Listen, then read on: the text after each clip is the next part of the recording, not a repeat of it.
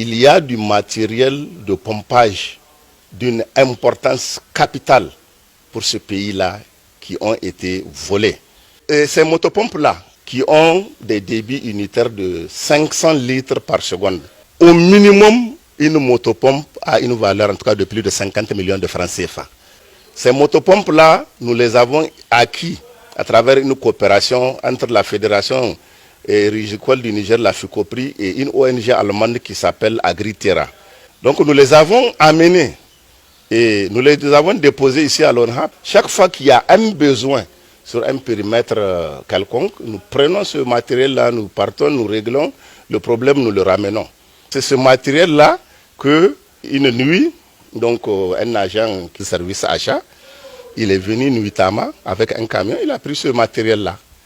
Et ce matériel, quand il l'a pris, les gardiens, le lendemain, ils ont informé le chef de service maintenance à l'époque, qui avait en charge donc le matériel.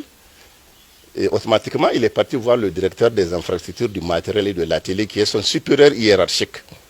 Il lui a expliqué, et le DG à l'époque, l'affaire a été portée à sa connaissance. Mais ils ont étouffé l'affaire. Bon, Dieu ne faisant jamais les choses au hasard, l'ONAHA a eu un chantier dans la région de Zender à Kazaway, où il fallait pomper de l'eau avant donc de commencer les travaux.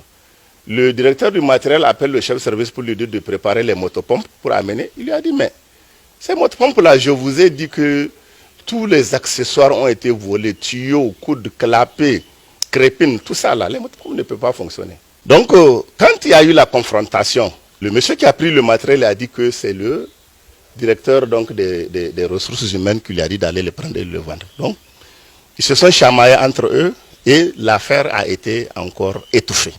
Et puisque aujourd'hui vous êtes venus vers nous vraiment de manière formelle, nous profitons vraiment de votre micro et de votre caméra pour expliquer en tout cas aux autorités du CNSP, parce que le CNSP compte beaucoup sur l'ONAHA pour atteindre l'autosuffisance alimentaire à travers l'irrigation.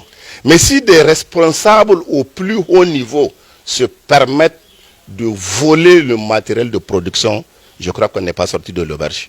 Donc le CNSP doit regarder de plus près. Parce que ces gens-là, c'est quoi? C'est les dignitaires donc, de l'ancien régime où il y avait impunité totale. Ils pensent qu'ils peuvent continuer à saigner ce pays-là et aller dormir tranquillement sur leur laurier. Bon, l'ONAHA se porte mal parce qu'en dehors même de cette affaire de vol, il y a plusieurs problèmes et qui sont liés à la mauvaise gouvernance.